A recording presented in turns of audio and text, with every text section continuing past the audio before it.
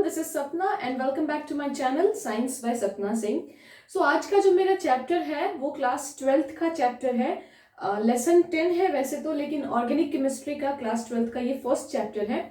सो आज के इस वीडियो में जो है मैं जो है जो लेसन 10 है that is haloalkanes and haloarenes, उसका जो है मैं आपको एक इंट्रोडक्शन दूंगी छोटा सा कि basically halo alkane and hello arene होता क्या है ना, कुछ उसके बेसिक्स बताऊंगी, प्लस साथ में जो है वो प्रिपरेशन भी बताऊंगी. So without any further ado let's start the video. तो सबसे पहले जो है हम डेफिनेशन जानेंगे कि आखिर एक हेलो एल्केन और हेलो एरीन का मतलब होता क्या है. तो केमिस्ट्री में जो है हेलो का मतलब होता है हेलोजन फैमिली से. हेलोजन फैमिली में कौन कौन आते हैं? तो हेलोजन फैमिली में आते हैं हमारे fluorine, chlorine, bromine and iodine. इन चारों को जो है हम हेलोजन फैमिली का मेंबर कहते हैं. ठीक है, तो हेलोजन, हेलो का मतलब हो गया हेलोजन. एल्केन तो आप लोगों ने क्लास 10th स्टैंडर्ड में भी पढ़ा था, 11th स्टैंडर्ड में भी जीओसी में आपने जाना है कि एल्केन किसे कहते हैं. तो सिंपल, जब एक हाइड्रोकार्बन की एक जो चेन होती है बड़ी सी, जिसमें सिर्फ और सिर्फ कार्बन और हाइड्रोजन मिलके एक कंपाउंड बनाते हैं, तो उसी को हम एल्केन कहते हैं. जिसमें सारे कार्बन सारे कार्बन के बीच में जो है वो एक सिंगल बॉन्ड प्रेजेंट होता है, उसी को हम एल्केन कहते हैं. फॉर एग्जाम्पल यहाँ पे मैं इस तरह से लिख देती हूँ CH3 CH2 CH3. तो दिस इज प्रोपेन, क्योंकि ये 3 कार्बन का इट इज अ प्रोपेन. तो कह रहा है कि हेलो एल्केन जो है वो किससे मिलके बना है? तो एल्केन और हेलोजन से मिलके बना है, इसीलिए उसका नाम हेलो एल्केन रखा है. तो अब कैसे मिलके बना है? तो होता क्या है, जब भी आप किसी भी एल्केन से, किसी भी एक नॉर्मल एल्केन में से एक हाइड्रोजन हटा देते हैं, सपोज दैट मैंने इसके बगल बीच वाले कार्बन के 2 हाइड्रोजन थे, एक को हटा के यहाँ पे उसके जगह पे एक हेलोजन ग्रुप को डाल दिया, तो ये बन गया हमारा हेलो एल्केन. ठीक है, क्योंकि हाइड्रोजन और हेलोजन दोनों की ही वैलेंसी 1 होती है, सेम होती है, उसीलिए हम हाइड्रोजन के प्लेस पे इजिली जो है एक हेलोजन एटम को प्लेस कर सकते हैं. तो जब भी हम एक सिंपल एल्केन चेन में, कितनी भी कार्बन की एक एल्केन चेन हो, उसमें जब हमने किसी भी एक पोजीशन से एक हाइड्रोजन को हटा के उसकी जगह पे हेलोजन ग्रुप को ऐड कर दिया, फ्लोरीन, क्लोरीन, ब्रोमीन या आयोडीन, उसमें से कोई भी ऐड कर दिया, तो वो हमारा बन गया हेलो एल्केन. सेम थिंग जब हम एरोमेटिक कंपाउंड में करते हैं, बेंजीन रिंग या एरोमेटिक रिंग्स जो होती हैं, उसमें से जब हम एक कार्बन को निकाल के उसकी जगह हेलोजन ग्रुप डाल देते हैं, तो उसी को हम कहते हैं हेलो एरीन. फॉर एग्जाम्पल यहाँ पे जैसे कि मैं ले लेती हूँ, एक बेंजीन रिंग है हमारा. तो बेसिकली आपको पता है बेंजीन रिंग में 6 कार्बन और 6 हाइड्रोजन होते हैं. Hydrogen, hydrogen, hydrogen, hydrogen, hydrogen and hydrogen. तो इन 6 के 6 हाइड्रोजन सारे के सारे पोजीशन सेम है. सो किसी भी पोजीशन पे जो है, किसी भी पोजीशन से एक हाइड्रोजन हटा के जब आप जो है एक एल्केन हेलोजन ग्रुप जोड़ देते हैं, तो वो यहां से हटा के जो X डाल दो, so this is a hello arene. तो इन्हीं के बारे में जो है हम इस चैप्टर में पूरी डिटेल में जानेंगे कि ये किस किस तरह से इनको क्लासिफिकेशन इनकी होती है, किस किस बेसिस पे इनको क्लासिफाई किया जा सकता है, on the basis of hybridization और on the basis of position of the halogen group, और इनकी प्रिपरेशन जो है आज हम पढ़ेंगे. So let's start. सो देखो मैंने लिखा भी है, when a halogen atom displaces H from alkane it forms halo alkane, है ना. जब एक हेलोजन एटम हाइड्रोजन को एल्केन में से डिस्प्लेस करके उसकी जगह ले लेता है, तो उसी को हम हेलो एल्केन कहते हैं. अगर हेलो एरीन कब बनेगा? जब एरोमेटिक कंपाउंड में से जो है एक हाइड्रोजन हटा के हेलोजन उसकी जगह ले लेता है, तो ठीक है. The next is classification of halogens. तो क्लासिफिकेशन ऑफ हेलोजन में हमको क्या पढ़ना है? क्लासिफिकेशन ऑफ हेलोजन में जो है सबसे पहले मैं बताऊंगी on the basis of number of carbon, on the basis of number, मतलब sorry, on the basis of number of halogen atom. एक पर्टिकुलर हेलो एल्केन या हेलो एरीन में हेलोजन एटम कितने प्रेजेंट है?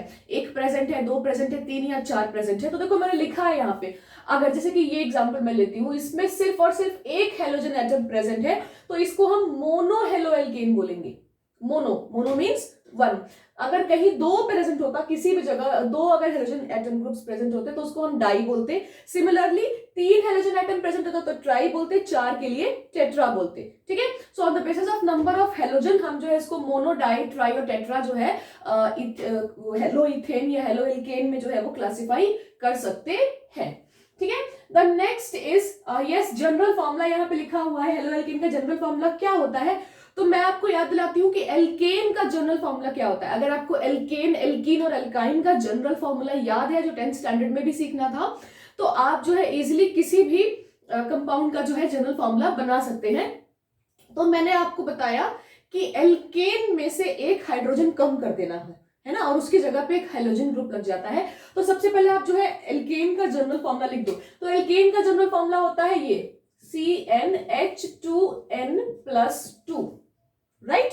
ये हमारा सिंपल एल्केन का general formula है। अब इस पे जो है, क्योंकि हमें एक हाइड्रोजन माइनस करना है, तो यहाँ पे 1 हो जाएगा, 2 की जगह 1, और x साथ में हमने क्या जोड़ दिया, x, एक हाइड्रोजन कम करके उसकी जो है हमने जगह पे क्या लिख दिया, x लिख दिया। तो this is the general formula of halo alkane, ठीक है। उसके बाद जो है इसका आईयूपीएसी नेम जो है कैसे लिखते हैं, तो हेलो एल्केन लिखते हैं। मतलब पहले जो है आप हेलो लिखोगे तो हेलो मतलब क्या, जैसे कि क्लोरीन है तो क्लोरो, ब्रोमीन है तो ब्रोमो, आयोडीन है तो आइडो, फ्लोरीन है तो फ्लोरो, ये हो गया आपका हेलो। एल्केन में वो मीथेन है, इथेन है, प्रोपेन है ना, ब्यूटेन है, पेंटेन है, ये जो है कितने नंबर ऑफ कार्बन उसमें प्रेजेंट है उसके बेसिस पे आप उसकी एल्केन की नेमिंग कर दोगे। So this is the IUPAC name, ठीक है। उसके बाद हम जानेंगे sp हाइब्रिडाइजेशन के बेसिस पे, है ना, कि जो हेलोजन ग्रुप है वो किस कार्बन से अटैच्ड है, जिस कार्बन से वो अटैच्ड है उसकी हाइब्रिडाइजेशन क्या है, sp3 है या sp2 है, ठीक है।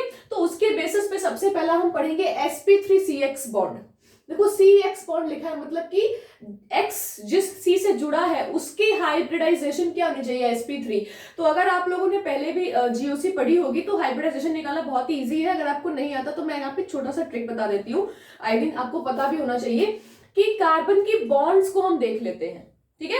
अगर तो कार्बन की सारी बॉन्ड्स एक सिंगल सिंगल बॉन्ड है तो ये हो जाएगा हमारा sp3, 4 हो गई, 4 बॉन्ड्स के लिए। अगर तो कार्बन की एक बॉन्ड डबल है और 2 बॉन्ड सिंगल है तो इसका हाइब्रिडाइजेशन sp2, और अगर कार्बन के पास ट्रिपल बॉन्ड है तो इसका हाइब्रिडाइजेशन sp होता है। So this is the simple hybridization। तो आप जो है कार्बन की सारी बॉन्ड्स चेक कर लेना, अगर उसके सारे बॉन्ड सिंगल है तो वो sp3 कार्बन हो जाएगा, अगर उसमें एक डबल बॉन्ड है उसके ऊपर तो वो sp2 हाइब्रिडाइज्ड हो जाएगा, और अगर उसमें ट्रिपल बॉन्ड प्रेजेंट है तो वो sp हाइब्रिडाइज्ड कार्बन हो जाएगा। तो यहाँ हम उसकी बात कर रहे हैं जिस कार्बन की हाइब्रिडाइजेशन क्या है, sp3 है, दैट मीन्स उसकी सारी की सारी बॉन्ड्स सिंगल बॉन्ड्स है। तो उसके बेसिस पे जो है, उसके बेसिस पे हम जो है 3 पार्ट्स में से जो है कैटेगराइज करते हैं। जो फर्स्ट इज एल्काइल हैलाइड, या जिसको सिंपल हेलो एल्केन बोलते हैं। तो इसमें क्या होता है, सिंपल एक जो है एक स्ट्रेट चेन एल्केन होती है।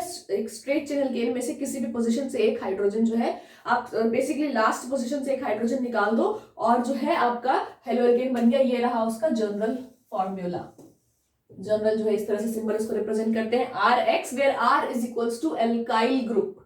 एल्काइल किसे कहते हैं, तो एल्केन में से जब आप एक हाइड्रोजन निकाल लो तो वही हो जाता है अल्काइल, ठीक है। जैसे मीथेन में से एक हाइड्रोजन निकालिए तो मिथाइल, इथेन में से निकालिए एक हाइड्रोजन तो इथाइल, प्रोपेन में से एक हाइड्रोजन निकालिए तो प्रोपाइल, उसी को हम कहते हैं एल्काइल ग्रुप। तो एल्काइल ग्रुप के साथ जो है, क्योंकि उसमें से एक हाइड्रोजन आप निकालोगे तो जाहिर सी बात है उसका एक बॉन्ड जो है वो खाली हो जाएगा, एक पोजीशन जो है कार्बन की वेकेंट हो जाएगी, तो वहां पे हाइड्रोजन आके जुड़ जाएगा, तो ये हो जाएगी इसकी जनरल फॉर्मूला। दूसरा देखो क्या बोल रहा है, एलाइलिक हैलाइड। तो एलाइलिक किसे बोलते हैं, तो एलाइलिक उसे बोलते हैं वो कार्बन, देखो ये जो कार्बन है इसका, अगर मैंने कुछ नहीं लिखा इसका मतलब 2 हाइड्रोजन बॉन्ड्स है, मतलब ये कार्बन sp3 हाइब्रिडाइज्ड है और इस कार्बन से जो है एक X जुड़ा है, राइट। लेकिन जिस कार्बन से X जुड़ा है वो कार्बन जो है वो डबल बॉन्ड कार्बन से जुड़ा है, मतलब sp2 हाइब्रिडाइज्ड कार्बन से जुड़ा है, उसी को हम जो है एलाइलिक ग्रुप कहते हैं। एलाइलिक ग्रुप किसे कहते हैं, जब एक carbon double bond C plus ये C, इस तरह से इस ग्रुप को जो है हम एलाइलिक ग्रुप कहते हैं। और जब इसी पे एक हेलोजन अटका होगा, लटका होगा, तो उसी को हम क्या बोलेंगे, एलाइलिक हैलाइड बोलेंगे। क्लियर है। अगर आपको कोई डाउट होगा किसी भी जगह पे तो आप मुझे जो है कमेंट सेक्शन में लिख देना, I will definitely answer your questions. देखो तीसरा नंबर क्या है, बेंजाइलिक हैलाइड। तो बेंजाइलिक हैलाइड क्या होता है कि वो sp3 हाइब्रिडाइज्ड कार्बन जिस पे हेलोजन अटैच्ड है वो किससे अटैच्ड है, तो एक बेंजीन ग्रुप से अटैच्ड है, ठीक है। वो sp3 हाइब्रिडाइज्ड कार्बन, क्योंकि मैं यहाँ पे sp3 हाइब्रिडाइज्ड पढ़ा रही हूँ CX बॉन्ड की, इसलिए कार्बन जो है डायरेक्ट मैंने बेंजीन रिंग से नहीं जोड़ा। अगर डायरेक्ट में बेंजीन रिंग से जुड़ती तो बेंजीन रिंग के सारे कार्बन पे डबल बॉन्ड होता है, इस वजह से वो sp2 हो जाएंगे। sp3 कार्बन जो है वो बेंजीन रिंग में प्रेजेंट ही नहीं होता है, ठीक है। तो जो कार्बन है वो बेंजीन रिंग से जुड़ा है, sp3 hybridised carbon benzene ring से जुड़ा है और उससे जो है हेलोजन जुड़ा हुआ है, उसी को हम बेंजाइलिक हैलाइड बोलते हैं। ठीक है, the next is on the basis of sp2 CX bond. sp2 hybridized CX bond में जो है हम दो तरह का पढ़ेंगे। The first is vinylic halide and the second is haloarene. ठीक है, तो देखो विनाइलिक हैलाइड क्या बोल रहा है, विनाइलिक ग्रुप हम किसे बोलते हैं, जब C डबल बॉन्ड C होता है, इस ग्रुप को हम विनाइल बोलते हैं। क्या बोलते हैं, विनाइल बोलते हैं। तो जब डायरेक्ट, और क्योंकि देखो C डबल बॉन्ड C है, दैट मींस दिस कार्बन, इस कार्बन पे एक डबल बॉन्ड है, that means this carbon is sp2 hybridized, और जब sp2 हाइब्रिडाइज्ड कार्बन से डायरेक्टली हेलोजन जुड़ा होता है तो उसी को हम विनाइलिक हैलाइड बोलते हैं। ठीक है, इसमें एक और आता है हेलोएरीन, इसी में आता है। तो एरीन मैंने अभी बताया, एरीन मतलब क्या, एक aromatic ring, that means benzene ring, है ना। तो बेंजीन रिंग से जब डायरेक्टली आपका हेलोजन एटम जुड़ा होगा तो उसी को हम हेलोएरीन बोलेंगे। क्या बोलेंगे, हेलोएरीन बोलेंगे। समझ में आ रही है बात। इसके अलावा जो है हम और दो तरह से जो है वो कैटेगराइज करते हैं, क्लासिफाई करते हैं हेलोएल्केन्स एंड हेलोएरीन्स को। अगर दो हेलोजन एटम प्रेजेंट है, अगर एक कंपाउंड में दो हेलोजन एटम प्रेजेंट है और वो दोनों हेलोजन एटम जो है एडजेसेंट कार्बन पे प्रेजेंट है, ठीक है, अगर वो दोनों हेलोजन जो है वो एडजेसेंट कार्बन पे प्रेजेंट है, मतलब अगल बगल पड़ोसी है, इस तरह से दोनों पड़ोसी है ना, देखो पड़ोस वाले कार्बन पे जो दोनों एक एक जो है पड़ोसी, दोनों घर में जो एक एक कार्बन हेलोजन घुस गए इस तरह से, तो इस तरह के जो है अरेंजमेंट को हम विसिनल डाइहैलाइड बोलेंगे। क्या बोलेंगे, विसिनल डाइहैलाइड। जब दो अलग अलग अगल बगल दो अलग अलग पड़ोसी कार्बन पे अलग अलग हेलोजन ग्रुप अटैच होंगे तो उसे हम विसिनल डाइहैलाइड बोलते हैं। ठीक है, जेम डाइहैलाइड मैंने जेम लिख दिया है। जेम डाइहैलाइड किसे बोलते हैं, जब एक ही कार्बन पे जो है दो हेलोजन एटम अटैच्ड हो तो उसे हम क्या बोलेंगे, जेम। जेम डाइहैलाइड कब बोलेंगे, जब सिंगल कार्बन पे जो है आपका हेलोजन एटम अटैच्ड होता है तो उसी को हम जेम डाइहैलाइड बोलते हैं। ठीक है, अब जो है हम CX बॉन्ड के नेचर के बारे में जानेंगे। जो कार्बन और हेलोजन का जो आपस में नेचर है, ठीक है, उनका जो बॉन्ड है वो किस क्या क्या प्रॉपर्टीज शो करता है, इसके बारे में जो थोड़ा सा हम जानते हैं। बहुत ही इंपॉर्टेंट टॉपिक है, बोर्ड के लिए तो इंपॉर्टेंट है ही, प्लस अगर आप कोई एंट्रेंस एग्जाम देना चाहते हैं तो उसमें जो क्वेश्चन होते हैं बेसिकली नीट या फिर IT वगैरह में जो है क्वेश्चन इनसे उठाता है। इतना सिंपल आपसे नहीं पूछेगा, है ना। जो अभी तक मैंने जो बकवास किया वो बस आपको बताया, एक इंट्रोडक्शन दिया, इस परिवार से मिलाया, है ना, लेकिन आपसे जो है इस परिवार की खूबियां पूछेगा, है ना। कुछ अनोखे अनोखे जो राज होते हैं परिवार में ना, आप कभी भी जाओगे पड़ोसी वड़ोसी के पास तो उसका नाम वगैरह में इंटरेस्टेड नहीं होगा, नाम हम जानने जाएंगे, हाँ ठीक है, अब उसमें जानेंगे उसके झगड़े कितने होते हैं, है ना, कौन सा बच्चा इनके घर का टेढ़ा, ये सब सवाल पूछा जाता है। ठीक है, थोड़े से कॉम्प्लिकेटेड चीज है। आपके घर में रोज चावल दाल बनता है, रोज जो है आप खा के सो जाते हैं, ये कोई नहीं जानना चाहता है, मसाला जानना चाहता है सब कोई। ठीक है, यस, तो AIPMT सॉरी नीट वगैरह में भी जो है मसाला पूछेगा आपसे ना, यूनिक चीजें क्या, जो कितने लफड़े होते हैं इस घर में वो पूछेगा। तो अब जो है हम लफड़ों के बारे में जानेंगे। देखो, तो नेचर ऑफ CX बॉन्ड में पहला हमको पढ़ना है इलेक्ट्रोनिगेटिविटी के बारे में। ठीक है, तो इलेक्ट्रोनिगेटिविटी क्या होती है, तो इलेक्ट्रोनिगेटिविटी होती है कि कोई भी जो एटम होता है, ठीक है, कोई भी जो एटम होता है वो इलेक्ट्रॉन्स को कितना अपने पास रोक के रखना चाहता है।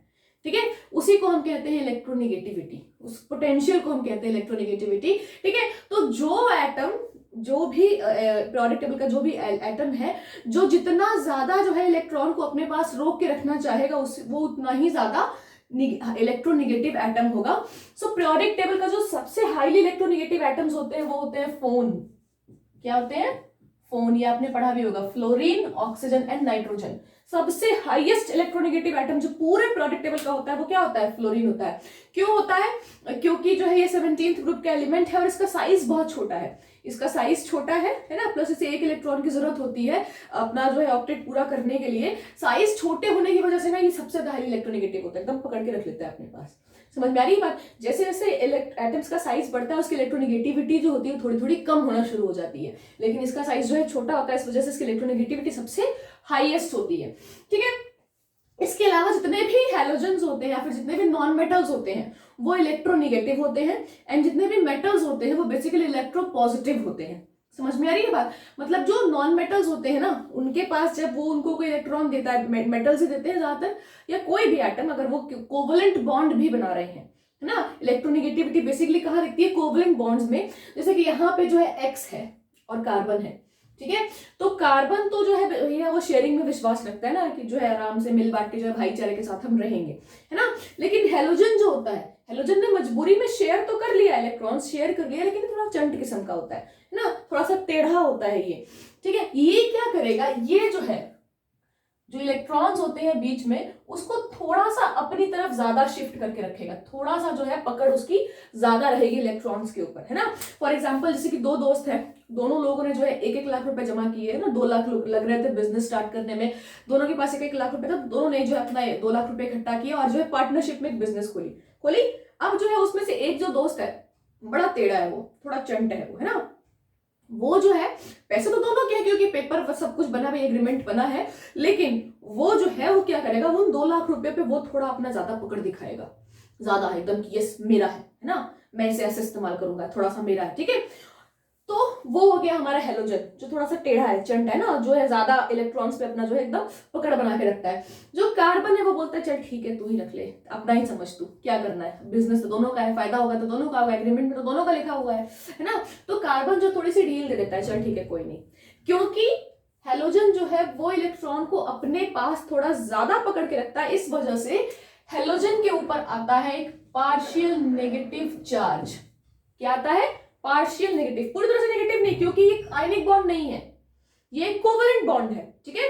तो हल्का सा अपनी तरफ खींच के रखता है, इस वजह से जो है क्या होता है, पार्शियल नेगेटिव चार्ज आता है। और क्योंकि इस पे पार्शियल नेगेटिव चार्ज आया तो इस पे आएगा पार्शियल पॉजिटिव चार्ज, ठीक है। अब ये जो कार्बन है इतना भी बेवकूफ नहीं है ये, है ना, कि उसने इधर दे दिया 2 लाख रुपए तो चलो कोई नहीं, ये क्या करेगा, इस वाले कार्बन से थोड़ा सा जो है और अपने तरफ जो है इलेक्ट्रॉन डेंसिटी खींचेगा, ठीक है। इधर उसने इलेक्ट्रॉन डेंसिटी दे दी, मतलब जो है ज्यादा होगा इलेक्ट्रॉन डेंसिटी किस पे होगा, हेलोजन पे होगा, जिसकी वजह से उसमें पार्शियल नेगेटिव चार्ज आया, है ना। इसकी इलेक्ट्रॉन डेंसिटी कम हुई तो ये इस वाले से खींचेगा, उसकी वजह से इस कार्बन पे जो है वो डबल पार्शियल पॉजिटिव चार्ज आएगा, है ना। अब फिर ये कार्बन जो इससे खींचेगा, ठीक है, इसकी वजह से इस पे आएगा ट्रिपल पार्शियल पॉजिटिव चार्ज। अब याद रखना कि सिर्फ 3 कार्बन तक ही जो है, लास्ट 3 कार्बन तक ही जो है ये पॉजिटिव चार्ज जो है पोलैरिटी जाती है, उसके बाद वाले कार्बन पे नहीं जाती है, क्योंकि जो है बहुत ज्यादा दूर हो जाता है, उसकी वजह से असर जो है वो धीरे धीरे कम होना शुरू हो जाता है, ठीक है। अब इसकी वजह से ये जो पोलैरिटी है ना, ये प्लस माइनस का जो चार्ज आ गया है ना, इसी को हम कहते हैं पोलैरिटी, समझ में आया। ये पोलर कंपाउंड हो गया, क्या हो गया, पोलर हो गया। क्यों, क्योंकि अब ये पूरी तरह से कोवलेंट नहीं है कि हाँ दोनों ने आपस में मिल बांट के भाईचारे के साथ रह रहे हैं, नहीं, ये जो है थोड़ा सा इसने खींचा, इलेक्ट्रॉन डेंसिटी अपने ऊपर ज्यादा की, जिसकी वजह से पॉजिटिव और नेगेटिव चार्ज आया। तो बेसिकली जो CX बॉन्ड होता है वो पोलर नेचर का होता है, कैसा होता है, पोलर नेचर का होता है, ठीक है। वही मैंने यहाँ पे लिखा, electronegativity of X is more than C, है ना। हेलोजन की जो इलेक्ट्रोनेगेटिविटी है वो कार्बन से ज्यादा है, due to which partial positive charge occurs on carbon and partial negative charge occurs on halogen, hence CX bond is polar, है ना। CX bond का नेचर कैसा होता है, कैसी प्रकृति का होता है, ध्रुवीय प्रकृति का होता है, पोलर होता है वो, समझ में आई बात। उसके बाद देखो क्या बोल रहा है दूसरा नंबर, साइज, फ्लोरीन का जो साइज होता है, क्योंकि भैया उसमें 2 शेल्स हैं, है ना, इसलिए फ्लोरीन का साइज छोटा होता है। उसके बाद क्लोरीन का जो साइज होता है उसमें 3 शेल्स हैं, फ्लोरीन से बड़ा होगा। ब्रोमीन में एक और शेल बढ़ा दो, 1 2 3 4, आयोडीन में एक और बढ़ा दो, 1 2 3 4 और 5। तो क्या हो रहा है, धीरे धीरे साइज बढ़ रही है। जब हम फ्लोरीन से आयोडीन की तरफ बढ़ रहे हैं तो साइज क्या हो रहा है, बढ़ रहा है ना, जिसकी वजह से बॉन्ड लेंथ बढ़ रही है। बॉन्ड लेंथ क्या होता है, अब इसके साथ एक कार्बन एटम जुड़ा होगा ना, तो एक एटम के न्यूक्लियस से दूसरे एटम तक के न्यूक्लियस का जो डिस्टेंस होता है वही होता है हमारा बॉन्ड लेंथ। सही हूं ना मैं, पता नहीं बड़े दिन हो गए बॉन्ड लेंथ पढ़ा, लेकिन मैंने तो यही पढ़ा था शायद, अब मुझे ध्यान भी नहीं है ना। एक एटम के न्यूक्लियस से दूसरे एटम के न्यूक्लियस तक का जो डिस्टेंस होता है उसी को हम बॉन्ड लेंथ बोलते हैं। तो देखो क्योंकि दोनों में जो है 2 शेल्स है तो बॉन्ड लेंथ छोटी है ना। अब देखो अब यहाँ क्या हो रहा है, देखो यहाँ बॉन्ड लेंथ बढ़ गया, यहाँ पे अगर एक कार्बन जोड़ देंगे तो उसका बॉन्ड लेंथ क्या हो जाएगा, बढ़ जाएगा। क्यों, क्योंकि इसमें 3 शेल्स है। यहाँ पे अगर एक कार्बन होगा तो उसका बॉन्ड लेंथ और बड़ा होगा, और यहाँ पे एक कार्बन जोड़ दो उसका बॉन्ड लेंथ सबसे बड़ा होगा। तो क्या हो रहा है, जो बॉन्ड लेंथ है, बेसिकली बॉन्ड लेंथ है, जब हम फ्लोरीन से आयोडीन की तरफ बढ़ रहे हैं कार्बन के साथ तो बॉन्ड लेंथ बढ़ती जा रही है। जैसे जैसे बॉन्ड लेंथ डिस्टेंस बढ़ रहा है वैसे वैसे जो बॉन्ड है वो थोड़ी सी वीक हो जा रही है। समझ में आ रही है बात। तो क्या लिखा है, साइज, बॉन्ड लेंथ का जो साइज है, ऑर्डर क्या है, बॉन्ड लेंथ का ऑर्डर क्या है, तो सबसे छोटा बॉन्ड लेंथ किसका है, फ्लोरीन का है, आर एफ का है, आर और एफ के बीच में सबसे छोटा बॉन्ड है कार्बन और एफ के बीच में। उसके बाद उससे थोड़ा सा बड़ा है आरसीएल का, उससे थोड़ा सा बड़ा है आरबीआर का, और सबसे बड़ा है आरआई का। ठीक है, आयोडीन और एक कार्बन के बीच का जो बॉन्ड लेंथ है वो सबसे बड़ा होता है, और फ्लोरीन के साथ जो है उसका बॉन्ड लेंथ सबसे छोटा होता है। समझ में आ रही है बात? अब देखो अब क्या बोल रहा है, बॉन्ड लेंथ पे डिपेंड करता है बॉन्ड डिसोसिएशन एनर्जी, मतलब ये बॉन्ड कैसे, कितना ब्रेक करेगी, इसको कितनी एनर्जी चाहिए इस बॉन्ड को ब्रेक करने पे। तो जैसे जैसे बॉन्ड लेंथ बढ़ता है ना, एनर्जी कम हो जाती है, उसको तोड़ने में आसानी हो जाती है। समझ में आ रही है बात? अब जैसे कि मैं बताती हूँ बॉन्ड लेंथ का बड़ा अच्छा एग्जांपल देती हूँ मैं, है ना। अब सपोज दैट आप पढ़ाई कर रहे हो, ठीक है, आप बैठे हो पढ़ रहे हो, है ना, और जो है उसी रूम में आपके पापा बैठे हुए हैं, जब आप पढ़ रहे हो आपके रूम में पापा बैठे हुए हैं, क्या तुम्हारा ध्यान जो है तुम्हारे कॉपी किताब से हटेगा? बिल्कुल नहीं हट सकता, हट ही नहीं सकता ना, जहां हटा वहां जो है बाबूजी शुरू हो जाएंगे तुम्हारे, है ना। तो ये जो बॉन्ड लेंथ है ना, ये जो है यहाँ ध्यान भटकने की कोई जरूरत नहीं, यहाँ बॉन्ड तोड़ना जो थोड़ा सा मुश्किल हो जाएगा, तुम्हारी कंसंट्रेशन को हिलाना थोड़ा सा मुश्किल हो जाएगा, ठीक है।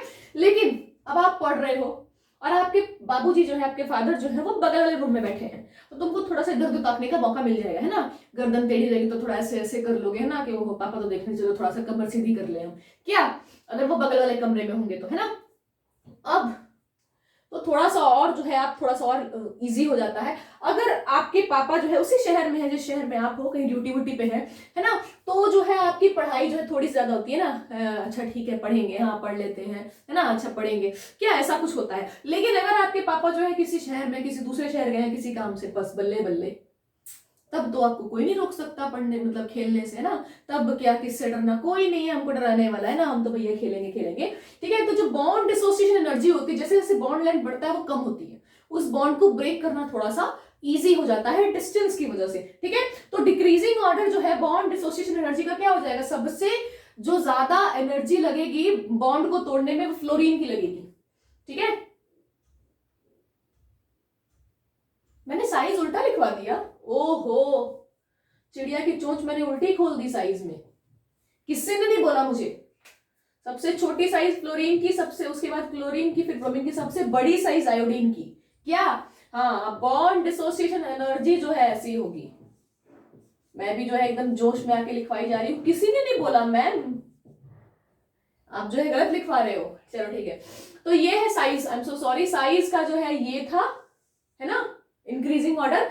और increasing order of bond dissociation energy ये है, सबसे ज्यादा जो बॉन्ड डिसोसिएशन मतलब बॉन्ड तोड़ने में जो एनर्जी लगेगी, एंथैल्पी, वो किस में लगेगी, फ्लोरीन को तोड़ने में, सबसे कम किस में लगेगा, आयोडीन को तोड़ने में। समझ में आया? तो ये है, तो तीन नेचर है हमारे जो है सीएक्स बॉन्ड के बारे में, तीन बात हमने जानी। पहला तो वो पोलर नेचर के होते हैं, है ना, प्लस पार्शियल माइनस और पॉजिटिव चार्ज जो उनके ऊपर आता है। दूसरा जो साइज होता है, फ्लोरीन से जब हम जाएंगे आयोडीन की तरफ, आरआई की तरफ, तो जो है साइज बढ़ेगा। तीसरा जो बॉन्ड डिसोसिएशन एनर्जी होती है वो फ्लोरीन से आयोडीन की तरफ जाने में क्या होगी, घटेगी, है ना, कम एनर्जी लगेगी तोड़ने में, ठीक है। इसके बाद इतना तो हो गया, तो कुछ नॉर्मल प्रॉपर्टीज थी। अब हम जानेंगे प्रिपरेशन, ठीक है, कि जो है वो हेलोएल्केन्स या हेलोएरीन को किस किस मेथड से प्रिपेयर किया जाता है, कौन सा मेथड बेस्ट है और कौन सा नहीं। उसके अलावा जो है इस चैप्टर में आपको केमिकल और फिजिकल प्रॉपर्टीज के बारे में पढ़ना है हेलोएल्केन्स और हेलोएरीन्स की, and then SN1 SN2 reactions mechanism पढ़नी है, जो मैं किसी दूसरे वीडियो में फिर से बना दूंगी। सो प्रिपरेशन जो है, हम प्रिपरेशन ऑफ एल्काइल हैलाइड में जो है जानेंगे कि एल्कोहल के साथ जो है वो किस किस तरह से जो है क्या क्या चीजें रिएक्ट करेंगी, तो जो है हमें एल्काइल हैलाइड मिलेगा, ठीक है। तो सबसे पहले दिखा है reaction of alcohol with PCl5, phosphorus pentachloride के साथ जब आप जो है एल्कोहल की रिएक्शन करवाएंगे तो आपको उतने ही कार्बन का जो है वो एल्काइल हैलाइड मिलेगा जितने कार्बन का एल्कोहल है आपके पास, ठीक है। तो यहाँ पे ROH, R आपको पता है is equal to alkyl group, एक एल्काइल ग्रुप है जिसमें कार्बन जो है वो नंबर वेरी कर सकते हैं। तो जब एल्कोहल की रिएक्शन जो है आपने PCl5 के साथ करवाई तो आपको जो है उतने ही कार्बन का जो है, उतने ही एल्काइल ग्रुप का जो है वो आपको हेलोजन मिलेगा, प्लस साथ में POCl3 और HCl जो है वो निकल जाएगा। अगर आप ध्यान से देखेंगे तो जब इसमें से एल्कोहल टूटेगा तो इसकी एक बॉन्ड खाली होगी, उस एक बॉन्ड में इसमें से एक क्लोरीन आके जो है वो जुड़ जाएगा, ठीक है।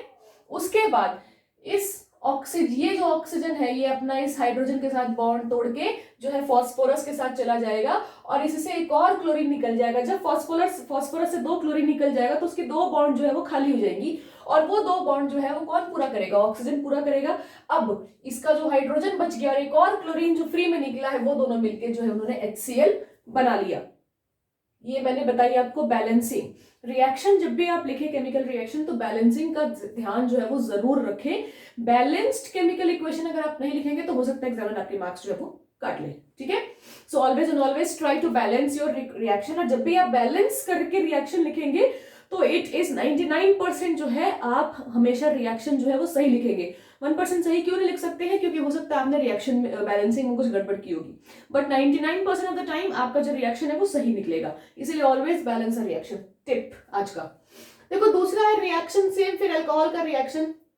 उसके पहले तो एक एग्जांपल मैंने दे दिया है, यहाँ पे जो है मैंने इथेनॉल ले लिया है, 2 कार्बन का अल्कोहल लिया है। आपको जितने कार्बन का अल्काइल हैलाइड चाहिए आप उतने कार्बन का जो है वो अल्कोहल ले लीजिए, आपको जो है डिजर्व्ड प्रोडक्ट मिल जाएगा। उसके बाद अल्कोहल की रिएक्शन PCl3 के साथ करने पे क्या होती है, तो जब अल्कोहल की रिएक्शन आप PCl3 के साथ करेंगे तो देखो यहाँ पे लिखा है 3 मॉलिक्यूल्स आपको चाहिए अल्कोहल के, ठीक है। अब ये फॉस्फोरस का जो है तीनों का तीनों क्लोरीन जो है इस 3 मॉलिक्यूल के साथ, एक मॉलिक्यूल के साथ अल्कोहल के साथ जुड़ के जो है वो 3 अल्काइल हैलाइड बना लेगा और इसके जो 3 हाइड्रोजन निकलेंगे वो जो है PO3 के साथ जो OH निकलेगा और H वो H3PO3 आपका एसिड बना लेगा, ठीक है। देखो तीसरा रिएक्शन क्या बोल रहा है, तीसरा रिएक्शन बोल रहा है reaction of alcohol with thionyl chloride. तो थायोनील क्लोराइड क्या होता है, तो SOCl2 होता है। क्या होता है, SOCl2। याद रखना थायोनील क्लोराइड ये जो है आगे बहुत बार आएगा। थायो अल्कोहल RSH इस तरह की चीजें जो है ना कुछ कुछ ध्यान में रखना, क्योंकि जो है ऑर्गेनिक केमिस्ट्री में जो चैप्टर्स ज्यादा है ना, आगे जो 6, 7, 8 चैप्टर्स हैं आपकी ऑर्गेनिक केमिस्ट्री है, तो ये वर्ड्स जो है कुछ कुछ जो कंपाउंड्स हैं वो आपको बार बार रिपीट मिलेंगे हर चैप्टर में, है ना। तो ख्याल रखना थायनिल क्लोराइड याद कर लो, कहीं लिख लो तब जहाँ पे नंबर सेव करते हो लड़कियों का वहां पे लिख लो तुम लोग। देखो अल्कोहल की जब रिएक्शन आपने थायनिल क्लोराइड के साथ करवाई तो आपको जो है वो एल्काइल हैलाइड मिला प्लस SO2 मिला जो गैस है उड़ गया, HCl मिला वो भी एक गैस है उड़ गया। इसलिए देखो यहाँ पे मैंने स्टार मार्क करके लिखा है best method to prepare alkyl halide. This reaction is the this preparation method is the best method. क्यों, क्योंकि इसमें आपको प्योर एल्काइल हैलाइड ऑब्टेन होता है। कैसे ऑब्टेन होगा, सल्फर डाइऑक्साइड और HCl गैस जो है वो उड़ गए, है ना, गैस उड़ गए तो प्योर आपके पास बच गया। इन दोनों में ये जो साथ में जो बाय प्रोडक्ट्स बने थे वो जो है वो गैशियस स्टेट में नहीं थे, इसलिए आपको इन सब का मिक्सचर मिलेगा। लेकिन जो थर्ड मेथड है this is the best method. तो आपसे सवाल पूछता है, क्वेश्चन आपसे भी पूछते हैं which is the best method to prepare alkyl halide, तो आप क्या लिखोगे, आप इस मेथड को लिखोगे। क्यों, आपसे भी पूछेगा व्हाई, ये भी सवाल पूछ सकता है। तो क्यों, बिकॉज इसमें दो बाकी जो बाय प्रोडक्ट्स है वो क्या है, वो गैशियस स्टेट में है, वो इवेपोरेट कर जाएंगे, उड़ जाएंगे और हमें प्योर एल्काइल हैलाइड जो है वो ऑब्टेन हो जाएगा। नेक्स्ट आपको बोल रहा है reaction of alcohol with phosphorus and hydrogen. PBr के साथ जब आप रिएक्शन करवाओगे तो आपको सिंपल जो है वो मिल जाएगा आपका क्या, एल्काइल ब्रोमाइड मिल जाएगा, ठीक है। उसके बाद देखो ब्रोमाइड आपकी जगह आप कोई और हैलोजन भी ले सकते हैं, मैंने यहाँ पे आपको एग्जांपल में Br दिया है तो एल्काइल ब्रोमाइड मैंने बनाया है। उसके बाद देखो बोल रहा है नेक्स्ट फिफ्थ जो मेथड है वो है reaction of alcohol with NaBr sodium bromide in the presence of concentrated H2SO4। जब आप सोडियम ब्रोमाइड की रिएक्शन अल्कोहल के साथ करवाते हैं in the presence of concentrated H2SO4 आपको मिलता है alkyl bromide plus sodium hydrogen sulphate और वाटर, ठीक है। ये दो बाय प्रोडक्ट्स मिलते हैं और आपको जो है वाटर मिलता है। देखो हर रिएक्शन में आपको एल्काइल हैलाइड तो मिल रही है लेकिन उनके साथ जो बाय प्रोडक्ट्स हैं वो ध्यान में रखना, वो ज्यादा जरूरी है। क्योंकि जब आपसे रिएक्शन पूछेगा ना कि जो है अल्कोहल से आपने एल्काइल हैलाइड बनाया इस मेथड से तो क्या क्या तो जो है आपको ये तो पता है कि जब अल्कोहल की आप रिएक्शन करवाओगे इन चीजों के साथ तो आपको एल्काइल हैलाइड मिलेगा, लेकिन बाय प्रोडक्ट्स में जो है कंफ्यूज मत होना, बाय प्रोडक्ट्स को भी याद रखना, है ना। कभी कभी जो है बाय प्रोडक्ट्स को ध्यान में नहीं रखते हो ना, खाली आंसर लिख देते हो तो इसका एग्जामिनर मार्क्स जो है वो काट लेगा, तो मुझे मत बोलना बाद में फिर। देखो यहाँ पे मैंने एक नोट दिया है, ये जो रिएक्शन है ना NaBr, यहाँ पे आप पोटेशियम भी ले सकते हैं सोडियम की जगह, लेकिन जब आप पोटेशियम देखो Ki की रिएक्शन जो है H2SO4 के साथ करवाने पे जो है आपको Ri नहीं मिलेगा, एल्काइल आयोडाइड जो है वो नहीं मिलेगा जब आप Ki की रिएक्शन H2SO4 के साथ करवाएंगे। क्यों नहीं मिलेगा, क्योंकि जब आप Ki की रिएक्शन H2SO4 के साथ करवाएंगे तो Hi और KHSO4 बनेगा, ये Hi जो बाकी H2SO4 है। अब देखो H2SO4 मतलब आप जब भी रिएक्शन करवाते हो, मेरे कहने का मतलब है केमिस्ट्री में, यहाँ पे मैंने एक लिखा, ये एक लिखा, मैंने लिखा एक है, लेकिन जब आप इन रियलिटी एक्सपेरिमेंट्स मतलब जब भी रिएक्शंस होगी तो क्या होगा, आप मिनिमम अगर सबसे कम क्वांटिटी भी लोगे किसी सब्सटेंस का तो आप 1 मोल लोगे, और 1 मोल में कितने नंबर ऑफ मॉलिक्यूल्स होते हैं, कितने नंबर ऑफ जो कंपाउंड के एटम्स होंगे, तो 6.02 2 × 10⁻23 इतने मॉलिक्यूल्स है ना। तो उसमें से एक मॉलिक्यूल जो है वो Ki का H2SO4 के एक, उसमें जो एक है, एक के साथ जोड़ के उसने Hi और KHSO4 बना लिया। अब कुछ और भी इतने सारे H2SO4 है ना, तो उसमें से वो जो Hi है, जो Hi यहाँ पे बना, उसने जो है H2SO4 को क्या किया, ऑक्सीडाइज किया, वाटर I2 और SO2 बना लिया, और ये रिएक्शन यहीं पर रुक जाएगी, Ki बनेगा ही नहीं, सॉरी Ri एल्काइल आयोडाइड जो है वो नहीं बनेगा। तो this reaction is not for alkyl iodide, ठीक है, क्यों, क्योंकि Hi जो है एक स्ट्रॉन्ग ऑक्सीडाइजिंग एजेंट है। ये सवाल बहुत इंपॉर्टेंट है, बहुत पूछता है ये, तो इस पे जरा ध्यान देखना। इसलिए ना मैंने यहाँ पे नोट लिखा है, 10 रुपए का नोट है ये ना, बहुत इंपॉर्टेंट नोट है, 10 रुपए का नोट इकट्ठा कर लो। देखो उसके बाद जो है 6th नंबर रिएक्शन है, reaction of alcohol with HX, है ना, सिंपल HX के साथ जो है आप जब हाइड्रोजन और हेलोजन की रिएक्शन आप करवाओगे एल्कोहल के साथ, तो जो क्या होगा, एक्सचेंज हो गया, ये जो OH है ये H के साथ वाटर बना लिया, और ये X जो है इसके साथ जुड़ गया, और RX आपको मिल गया। देखो यहाँ पे फिर मैंने एक नोट लिखवाया, decreasing order of reactivity series of HX में जो सबसे लीस्ट रिएक्टिव कौन सा हेलाइड है और जो है मोस्ट रिएक्टिव कौन सा हेलाइड है। तो देखो यहाँ पे जो मोस्ट रिएक्टिव है वो Hi है, यहाँ पे लिखवाया था, एकदम हाईली ऑक्सीडाइजिंग एजेंट है, बहुत ही हाईली रिएक्टिव है ये Hi, उसके बाद फिर HBr, फिर HCl, फिर HF, ठीक है। हाइड्रोजन और हेलोजन में जो बॉन्ड है उनमें सबसे लीस्ट रिएक्टिव कौन है, तो Hi हाइड्रोजन आयोडाइड, ठीक है, हाइड्रोजन ब्रोमाइड, फिर क्लोराइड है ना, हाइड्रोक्लोरिक एसिड जिसको आप कहते हैं, उसके बाद जो है HF है जो है सबसे लीस्ट रिएक्टिव है आपका, समझ में आया। इसके अलावा ये तो थे जब आप अल्कोहल के साथ जो है जब आपने हेलो एल्केन बना लिया। कहीं कहीं जो है आप हेलोजन एक्सचेंज मेथड भी आप यूज करते हो। कहाँ हेलोजन एक्सचेंज मेथड यूज करोगे, जब यहाँ पे आप फंसोगे। यहाँ पे मैंने अभी जस्ट बताया कि भाई Ki की रिएक्शन H2SO4 के साथ जब आप कराओगे तो Ri तो आपको मिलने से रहा, तो आप क्या करोगे, तो आप यहाँ पे Ki की जगह KCl ले लो और रिएक्शन करा लो तो आपको RCl मिल जाएगा। अब वो जो RCl है ना, तो पहला हम पढ़ेंगे उसको हेलोजन एक्सचेंज मेथड के थ्रू जो है हेलोजन क्या करेंगे, एक्सचेंज कर लेंगे। देखो पहला रिएक्शन हम पढ़ेंगे फिनकिल्स्टीन रिएक्शन, जो मेरे बार बार लिखने और छूने की वजह से जो है वो मिट गया है। फिनकिल्स्टीन रिएक्शन, तो रिएक्शन किसकी आप करवाओगे, तो एल्काइल क्लोराइड की या एल्काइल ब्रोमाइड की रिएक्शन जो है आप सोडियम आयोडाइड के साथ करा दो, ठीक है।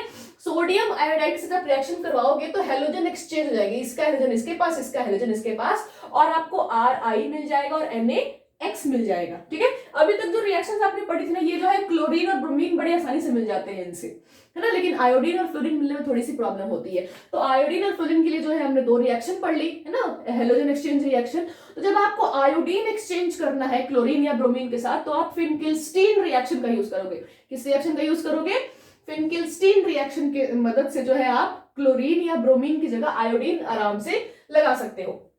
सेम रिएक्शन जब आपको जो है यहाँ पे फ्लोरीन के साथ एक्सचेंज करना होगा तो उसके लिए हम पढ़ेंगे स्वार्ट्स रिएक्शन। देखो नेम रिएक्शन बड़े इंपॉर्टेंट है, ठीक है। ज्यादातर जो है 2-4 नंबर मैंने जब अपना बोर्ड दिया था तो मुझे याद है, मुझे जो है 5 नेम रिएक्शंस पूछे थे, है ना, उसमें से मैं 4 सही करके आई थी। एक जो है मेरे सबसे फेवरेट जो रिएक्शन था वुड्स रिएक्शन, वो मैं गलत करके आई थी, उसका अफसोस मुझे आज तक होता है ना, 8 साल बाद 9 साल बाद भी जो उसका अफसोस मुझे होता है। तो नेम रिएक्शंस पे जो है आप थोड़ा सा ज्यादा फोकस डालिए और उनमें जो है कंफ्यूज मत होइए एक नेम रिएक्शन और दूसरे नेम रिएक्शन में क्लियरिटी रखिए आपने, ठीक है। तो आयोडीन के लिए हम फिनकिल्स्टीन रिएक्शन पढ़ते हैं, स्वार्ट्स रिएक्शन हम पढ़ते हैं फ्लोरीन एक्सचेंज करने के लिए। तो सिल्वर फ्लोराइड AgF कि जब हम रिएक्शन RCl या RBr के साथ करेंगे तो जो है फिर से हेलोजन एक्सचेंज हो जाएगा। सेम रिएक्शन है, हेलोजन एक्सचेंज ही हो रही है, बस फिनकिल्स्टीन रिएक्शन हम आयोडीन के लिए पढ़ते हैं और स्वार्ट्स रिएक्शन जो है हम फ्लोरीन के लिए पढ़ते हैं, इतना ही डिफरेंस है। और स्वार्ट्स रिएक्शन में जो है हमारा किसके साथ रिएक्शन करवाते हैं, तो AgF के साथ, फिनकिल्स्टीन रिएक्शन में NaI के साथ रिएक्शन करवाते हैं, ठीक है। तो आपको डिजायर्ड जो है RF, एल्काइल क्लोराइड और AgX मिल गया, ठीक है। देखो लिखा है reaction of alkene with HX, ये भी एक मेथड है बनाने का। This is the 7th number method, 7वां नंबर मेथड है ये। एल्कीन की रिएक्शन जब आप HX के साथ कराओगे, देखो एल्कीन में यहाँ पे अगर ध्यान से आप देखो तो दोनों कार्बन पे डबल बॉन्ड है, इसका मतलब दोनों कार्बन को एक एक जो है वो और बॉन्ड ये बना सकते हैं, एक और सिंगल बॉन्ड जो है ये आपस में बना सकते हैं। और हाइड्रोजन और हेलोजन की भी तो एक एक बॉन्ड ही बनानी है, तो ये दोनों हाइड्रोजन हेलोजन आपस में टूटेंगे, एक इससे जुड़ जाएगा और एक इससे जुड़ जाएगा। तो देखो CH3, एक हाइड्रोजन इससे जुड़ गया तो ये CH3 हो गया, और एक क्लोरीन इससे जुड़ गया तो CH3 CH2Cl हो गया। ये तो थी सिमेट्रिकल कार्बन, दोनों बराबर था है ना, इस ये भी CH2 ये भी CH2। अब क्लोरीन इस पे है चाहे इस पे है एक ही बात है, हाइड्रोजन इस पे जाए चाहे इस पे जाए एक ही बात है, दोनों में से किसी एक को उन्होंने पकड़ लिया और वो जुड़ गए। लेकिन अब हम पढ़ेंगे एक इंपॉर्टेंट रूल जिसको मार्कोनिकॉफ रूल कहते हैं। मार्कोनिकॉफ और एंटी मार्कोनिकॉफ रूल जो है यहाँ पे पढ़ना बहुत इंपॉर्टेंट है, ये बार बार आपसे पूछेगा। देखो कह क्या रहा है Markovnikov rule, the halogen gets attached with highly substituted carbon. Highly substituted carbon का मतलब क्या है कि जिस कार्बन के साथ है ना हाइड्रोजन कम हो, मतलब आपको पढ़ा ना कार्बन जो है कभी अकेला रहेगा, उसके पास जो है इस तरह से उसने जो है 4 हाइड्रोजन के बॉन्ड है उसके साथ। अब ये हाईली सब्स्टिट्यूटेड कब कहलाएगा, जब इसके जो है कुछ कुछ जो है हाइड्रोजन को सब्स्टिट्यूट करके हम कुछ कुछ और लगा देंगे। समझ में आ रही है बात। तो एसिमेट्रिकल कार्बन, अब एसिमेट्रिकल जो है कंपाउंड का मैं एग्जांपल आपको यहां पे दे देती हूं। जैसे कि मान लो कि ये एक कार्बन है CH3 CH double bond CH2, ये कार्बन है, ये एसिमेट्रिकल कार्बन है, बराबर नहीं है ना। अब इस एसिमेट्रिकल कार्बन में क्या बोल रहा है, मार्कोनिकॉफ रूल के हिसाब से कह रहा है कि इसमें जो हेलोजन है वो किसके साथ जाएगा, हाईली सब्स्टिट्यूटेड कार्बन। वर्ड जरा हार्ड लग रहा है, मैं इजी कर देती हूँ। हाईली सब्स्टिट्यूटेड कार्बन का मतलब है कि वो कार्बन पे आप ध्यान देना जिसपे हाइड्रोजन की नंबर सबसे कम है। हाइड्रोजन वो कार्बन, दोनों डबल बॉन्ड वाले कार्बन, इसका मत छेड़छाड़ करना, डबल बॉन्ड जिनके साथ है उन्हीं के साथ जो है वो हेलोजन आपके मतलब ये जो है आके लगेंगे, एल्कीन के साथ ही लगेंगे ना। तो एल्कीन में दोनों कार्बन में वो कार्बन देखो जिसपे हाइड्रोजन की नंबर कम है। किस पे कम है, इस पे देखो, इस पे 1 है इस पे 2 है ना।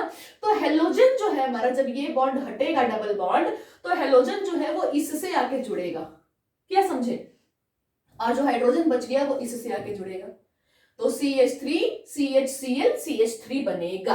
ये कह रहा है मार्कोनिकॉफ रूल। ठीक है, हमेशा जो हेलोजन है वो कम कार्बन वाले कार्बन के साथ आके, कम हाइड्रोजन वाले कार्बन के साथ आके जुड़ेगा, और हाइड्रोजन जो है वो ज्यादा हाइड्रोजन जहां दिखेगा मेरे जैसे भाई बहन ज्यादा है वहीं आके वो जुड़ जाएगा। ये है Markovnikov rule. Anti Markovnikov rule क्या बोलता है, इसका उल्टा हो जाएगा है ना। एंटी मतलब अपोजिट, तो हेलोजन जो है वो कहां आके जुड़ेगा, जहां हाइड्रोजन की संख्या ज्यादा है। ऐसा कब होगा, एंटी मार्कोनिकॉफ रूल अब कब लगाएंगे, जब सिर्फ और सिर्फ HBr की रिएक्शन करवाएंगे in the presence of peroxide. अगर इसकी रिएक्शन, ये जो डबल बॉन्ड है इसकी रिएक्शन मैंने सिंपल HBr से करवाई ना, तो ब्रोमीन जो है इस कार्बन से जाके जुड़ेगा और हाइड्रोजन इस कार्बन से जाके जुड़ेगा। लेकिन अगर मैंने यहाँ पे H2O2 पेरोक्साइड डाल दिया, इस रिएक्शन में मैंने जो है एक कैटलिस्ट डाल दिया, पेरोक्साइड डाल दिया है ना, तो पेरोक्साइड क्या करेगा, रिएक्शन को उल्टा कर देगा। समझ में आ रही है बात। पेरोक्साइड HBr में जब H2O2 पेरोक्साइड आप डालोगे तो Br यहां नहीं जुड़ेगा, Br जो है इसके साथ जुड़ेगा जिसके साथ हाइड्रोजन की संख्या ज्यादा है, और H आपका यहां पे आके जुड़ेगा, ये डबल बॉन्ड हटेगा। समझ में आ रही है। So this is anti Markovnikov rule. ठीक है, तो ये था आपके प्रिपरेशन मेथड्स कि किस तरह से जो है आप एल्काइल हैलाइड को प्रिपेयर कर सकते हैं। कुछ इंपॉर्टेंट नोट्स थे यहाँ पे, उसको आप ध्यान रखिएगा। इसके जो है अब इस चैप्टर में क्या बच गया, physical properties, chemical properties and SN1 SN2 reactions, जो मैं वीडियो के अगले पार्ट में बहुत जल्द अपलोड कर दूंगी। आज के लिए इतना ही। अगर आपको वीडियो पसंद आया तो please like share and subscribe, है ना। Thank you everyone.